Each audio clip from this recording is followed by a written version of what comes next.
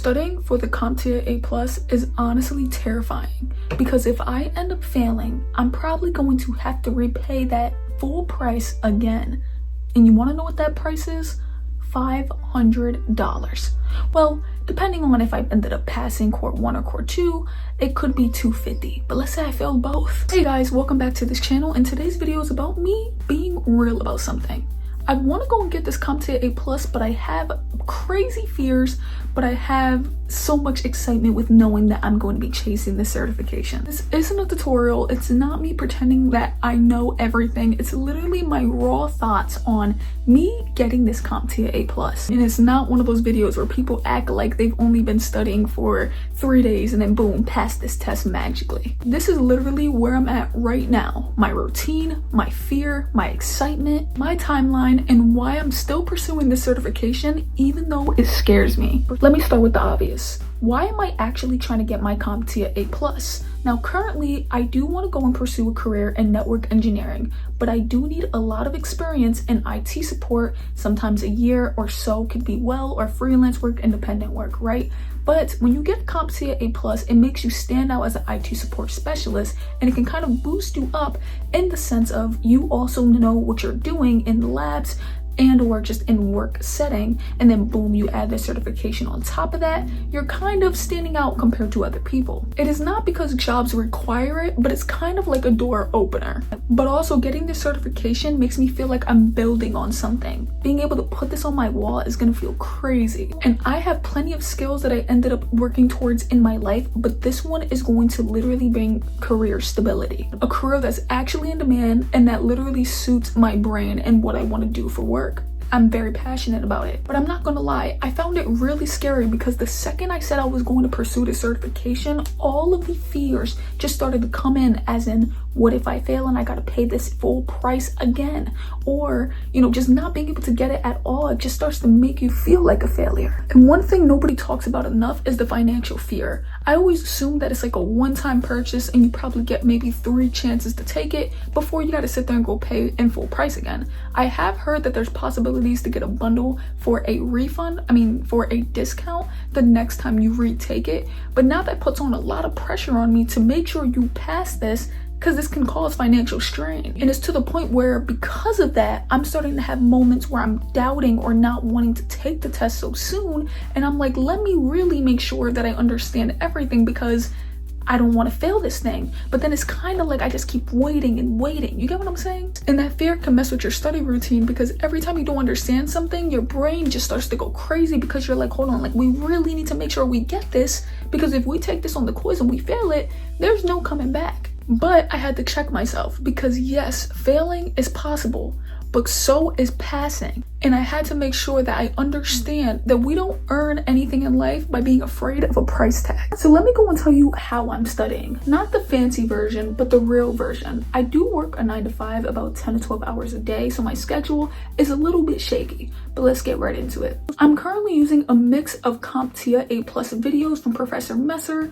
Then I'm currently looking up certain resources online that kind of talk about it, whether that's from Geeks for Geeks and or from different websites. I've also found a free PDF book that was about Unix and Linux, and I've just been making sure to go through those couple of things. I've been looking at how to perform hands-on labs for when I'm ready, and I also do practice questions, practice assignments, and practice exams. Kind of just sitting with the material until it clicks. Some days I get 2 hours, other days is 1, other days is 30 minutes. Whatever time that I get, I make sure that I use it towards studying because consistency will always beat brains, and it will always be having more time. Consistency matters more than just pretending you've been studying for 6 hours a day. And I feel like I've learned a lot, way more than I've expected, specifically in the hardware section with the BIOS. I know about VRAM, GPU, CPU, wattages, power supply, right? I know a lot about the hardware section, maybe not so much of the power and connector cables.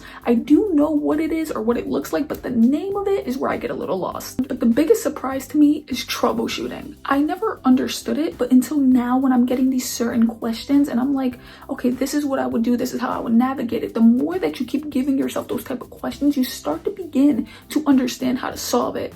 First, they want you to solve it in the most easiest basic way possible. If the laptop's not turning on, make sure it's plugged into the outlet. If that doesn't work, try to plug it into a different outlet. If that doesn't work, use a different wire. And then that's when you start getting into the deepness of things. And at first, I wasn't getting that. I kept trying to jump to the hardware, jump to a crazy software issue. But no, you got to start small, because sometimes the smallest stuff is exactly what it is. But I've learned enough to realize that tech isn't magic. It's systems talking to each other. And once you understand the basics, you can kind of pinpoint exactly what's going on there. But let me tell you what hasn't came easy. I have been learning BIOS, but there's a couple of things there that I don't really understand, and I know I gotta dive into UFI.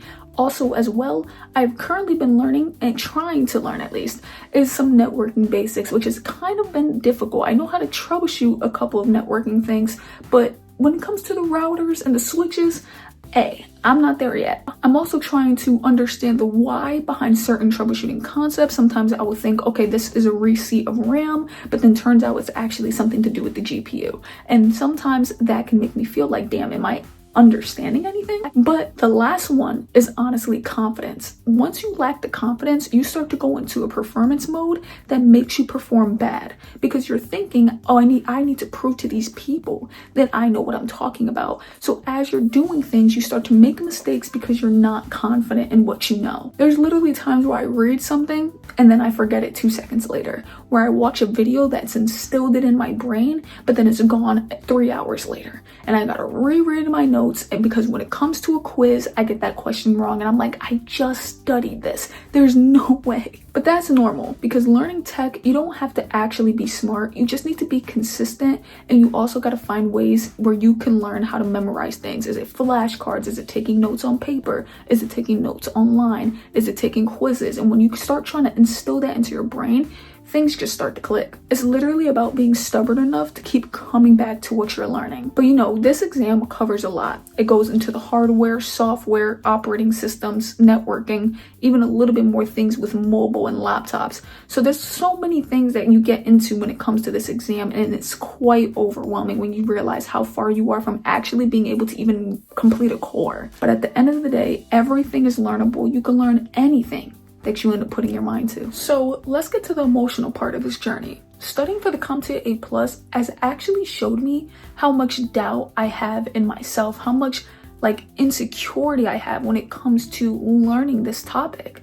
I'm petrified, I'm afraid. Sometimes I ask myself, can I really do this? I don't, do you really understand this? Are you going to fail? And those things destroys my confidence. Imposter syndrome is real, especially when you see some people who kind of just hop on and they're like, yo, I've been studying for 2 months and I got this CompTIA A+, and you realize you've been studying way longer than that, and you don't even feel secure in your knowledge yet. Here's the truth. Those stories are the exception. They're not the rules. Other people's stories doesn't define what your story has to look like. Most people can take a couple of months.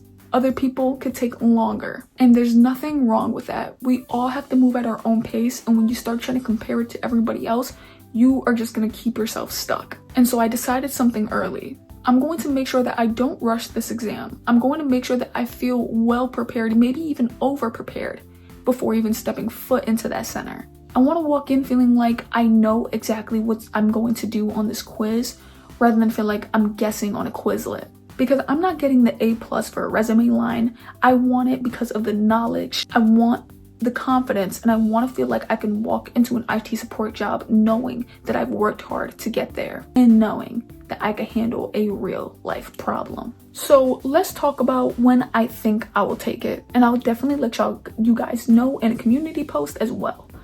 But I'm certainly thinking maybe in February, just because I finished learning the hardware section. I still think there's a lot of touch-ups I need there, but when I finally got to the software section, I realized how much stuff you actually need to know. And I was like, damn, this is gonna take a minute. At least around that time, my schedule would be a little bit more flexible. I'll be a little bit more freer. So hopefully instead of 1 hour, I could possibly do 2 to 3 because my schedule just isn't as busy. My goal is to first take core 1 and then the next couple of weeks later to go for core 2. I just want to break it down a little bit so I'm not putting too much stress on myself. I want to study with intention, not panic. This certification isn't just a test for me.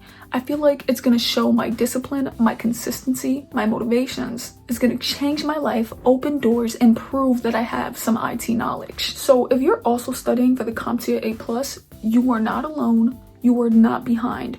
You are not stupid. You are not slow. You currently are learning something new, and that takes balls. So take your time. Failing isn't the end. Passing isn't the whole story. The journey itself matters. You're building a skill that can change your whole entire future. Take it one chapter at a time. So yeah, that's where I'm at right now. Studying, learning, doubting, but pushing myself forward anyway. If you're on this journey too, comment down below what scares you the most about taking your CompTIA A+. Is it feeling underprepared? Is it the pay? Is it the possible retakes, right? What is necessarily scaring you? Is it because you're in a job rush and you want to make sure you just secure this? Let me know. I want this to be a community where we all grow together. So thank you for watching. Make sure you end up hitting that like button, hit that subscribe button, and I will be catching y'all in the next one. This is Marcy. Deuces.